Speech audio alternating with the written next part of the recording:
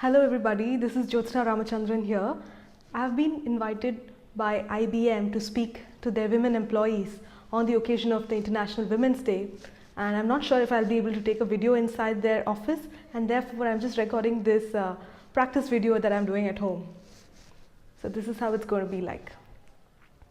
Did you know that 48% of India's population is women, but only 30% of our country's workforce is made up of women? And if you look a little deeper, then only 3% of the entire top management of corporates comprises of women. Why do you think that most women do not grow in their careers beyond a certain level? I think that the primary reason for this is because women find it extremely challenging to deal with changes that happen in their life. This is Jyotsna Ramachandran. Happy Women's Day to all of you. And today I'll be talking to you about the 3 strategies that I have been using personally in my life to boldly deal with changes, and I'm sure that's going to benefit you as well. Before I begin, I would like to thank IBM and all you lovely ladies here for inviting me and giving me an opportunity to share my life experiences with you all. I really value your time, so within the next 15 minutes that I have, I'll ensure that I'll give you at least one key takeaway that you can go and immediately implement in your life. So before we talk about the women, let's look at our men.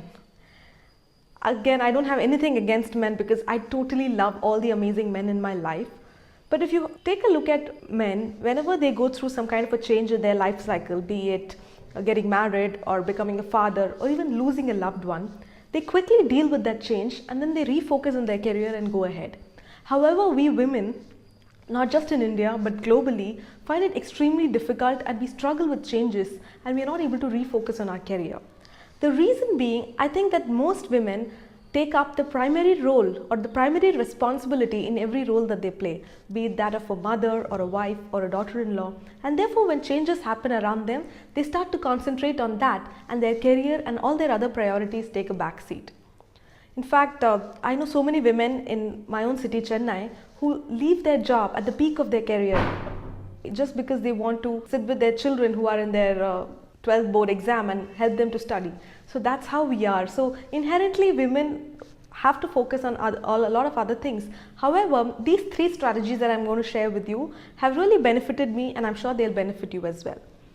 I want all of you to close your eyes for just a minute and visualize the route that you take every single day to travel from your home to your office. So just close your eyes and think of all the roads and all the diversions that you take in order to reach your office. You can open your eyes now. Was it that difficult to visualize? I don't think so, because this is what you've been doing day in and day out. It's a part of your routine, so it's very much inside your zone of comfort. So I think it's pretty simple. However, let's imagine this scenario. I tell that you're in a new city like Delhi and you're asked to travel from your guest house to your office and you're totally clueless. So you're in a changed environment. It is not within your zone of familiarity. So what do? You stop by and you ask people for directions, or you just pull out the smartphone, turn on the GPS and you make use of that to reach your destination, right? So what exactly is this GPS? This GPS is nothing but an external support that you seek when you're in a changed environment. Likewise, we need to ask for support whenever changes happen in our lives and we are not able to deal with it. So the very first strategy I want to share with you today is to ask for support. Now when my daughter was born, that is, she's my first child, at that time I thought that, hey, I'm a superwoman. On one side I can manage my career, on the other side I can manage my baby. But very soon I realized that I'm trying to be an overachiever and I was just going crazy, literally crazy. So I immediately called my immediate family, which is my parents-in-law, and most importantly my husband. I sat them down and I had a very heart-to-heart conversation with them. I explained them my situation and I requested for support, and to my surprise everybody gladly agreed and they were willing to help me in every possible way. Now if not for their support, I cannot be doing this kind of a video here, right? Somebody is handling my children and that's why I'm able to do this. So I think most women really hesitate to ask for help. They think that whatever role they are playing is their main job and they feel guilty if they have to outsource that. So I think that is one belief that we need to overcome, because even in the Bible it's said that ask and you shall receive. So we need to boldly ask for help. And this doesn't limit with just our immediate family members. A lot of people ask me, what are your biggest strengths in your business? I tell them it is my domestic help, it is my cook and my babysitter, because these three women really help me to save 4 to 5 hours of my time every single day, and that is huge because I'm able to use this time to do more productive things which are of higher value. I'm able to pursue my career. I'm also able to spend more quality time with my family, which is not possible if I get stuck in the mundane and routine tasks which I don't enjoy. So for example, a lot of women like to cook, but personally I don't like. So why waste time in activities which can be easily outsourced if I don't enjoy, right? So I know it's a little bit of money investment, but it's okay to hire people and get things outsourced if you don't like them. So just make a list of all the tasks that you do on a daily basis and just look for those 1 or 2 activities which you'll be just doing without thinking whether you should be doing it, right? And just try to outsource it, because that's going to give you a lot of time. And also, whenever change happens to your life, it's so important to have all these people around you as your support system. Therefore, the very first strategy is to ask for support. Now let's imagine that you're again in Delhi and you have your GPS with you. Is that enough for you to reach where you want to reach? No, you need to enter the destination, otherwise the GPS doesn't know where to take you. So what exactly is this destination? This destination is nothing but the goal that you have for your life. Now, do you have goals for your life? If yes, have you actually written them down? Because studies say that only 3% of the entire world's population have this concept of setting goals, and out of that only 1% have written down their goals. Now those people are the one that is the 1% of the population are the ones who are the top achievers, because these people know exactly what they want in life. Now I discovered this concept 5 years ago, and since then I have been setting goals, not just for my career, but for 7 different areas of my life. Now this includes my health, which is the most important thing, and then comes my family and my relationships, then comes my career, then the way I manage my money, and then are all my self-development activities to improve myself, and then comes my leisure activities because I love having some fun at times, and finally comes the contribution that I want to give back to the society. So I actually write my goals under these 7 different categories, and these are my annual goals. I then break them down into quarterly goals and then monthly goals.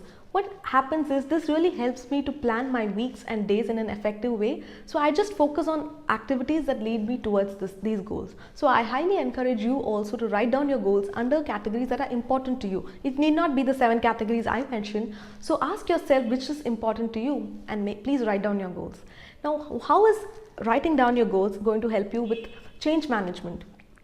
Let's take the example of the GPS again. If the GPS asks you to go straight to reach your destination, but for some reason the road is blocked or something and you need to take a right or a left, then what happens? Very quickly the GPS will recalculate the route and it will ask you to take an alternate path. Likewise in life, we might have planned that we want to reach a particular destination or goal, but what happens is there are so many uncertain things in our lives, so many unpredicted changes happen, and as a result we might have to do something else. And if this goal is in front of us, then we will find some other alternate way to reach that goal. A good example would be when my kid was born. At that time I had this goal of becoming a successful entrepreneur. However, I had already started my staff recruitment business, which was doing pretty okay, and when my kid was born, I was finding it very difficult to attend my work related meetings and handle the kid at the same time.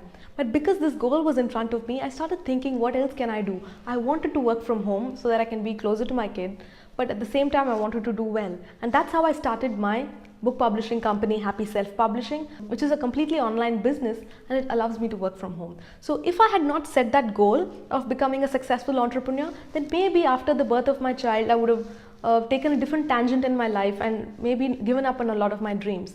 So therefore, if you have your goal in front of you, it will somehow create ways that will help you achieve it even when there are changes happening in your life. So that was strategy number 2. The third strategy is to become a lifelong learner. Whenever we face any problem or adversity in our life, a lot of us start complaining and saying that, oh my God, why did this happen to me? I'm the only one suffering. But if we actually look around, there are so many people who've gone through the same problems that we are facing in life, and they've successfully overcome it. So I think that it's a waste of time to reinvent the wheel. Why not just learn from these people who've already done what we want to do and shorten our learning curve. So a lot of people tell that, hey, I finished my college 15 years ago, I completed my education 20 years ago. I think with that kind of mindset, we will remain stagnant where we are, because the world is changing so fast, and it's super critical that we keep upgrading ourselves and updating ourselves so that we can be on top of the game.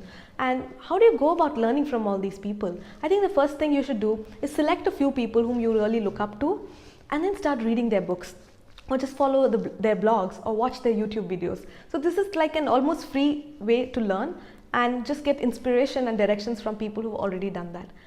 The next step would be to actually invest some more time and money in attending their workshops, go to their seminar, take their online webinar. So that way you will get to learn a lot more and at a lot faster pace. If you want to go one step further, that's my most favorite method. It is to hire mentors. Now there could be people in your office, maybe your boss, whom you really look up to, and you want to reach his or her level in a few years' time. So there is no harm in going up to them and requesting them to become your mentor. What will happen is you just need to spend maybe 15-20 minutes a week with your mentor, and I think most of these people would agree, because people who are successful love to teach others. So you just need to spend a little bit of time every week in telling them what you've been doing, where you want to go, and asking them questions, because this one-on-one interaction is so valuable that it will really help you achieve your goals faster. So what I personally do is I have mentors for different areas of my life. For my business, I have a business mentor who teaches me to set systems and processes in my business. For my finances, I have a financial advisor, because I am zero when it comes to saving and investing, but this person has been really guiding me well. And when it comes to my fitness, I have my yoga guru and I have my Zumba instructor who really push me to, cross my limits. And also for when it comes to my emotional well-being, then sometimes I hire my own husband as my mentor, because he is a relationship healer, and he is able to really, give me some healing sessions that helps me maintain my sanity at times. So likewise, just find your mentor and try to work with them one-on-one, because it really saves your time, and you can be prepared when change happens, because now you have the skills and the knowledge that's required to face these changes. So with that, I'll do a quick recap. The first strategy is to ask for support. The second is to define your goals. And the third one is to keep learning and be a lifelong learner. So with that, I come to the end of my talk, and I wish you all a very happy Women's Day. And before I leave, I would like to give away a free bonus. If you are interested in publishing your own book, then please head over to happyselfpublishing.com, where I have a free 7-day online course for you. You just have to sign up for that, and every single day you will get an email with a video to your inbox, and that will help you to really speed up your learning process and become an author this year. Thank you so much.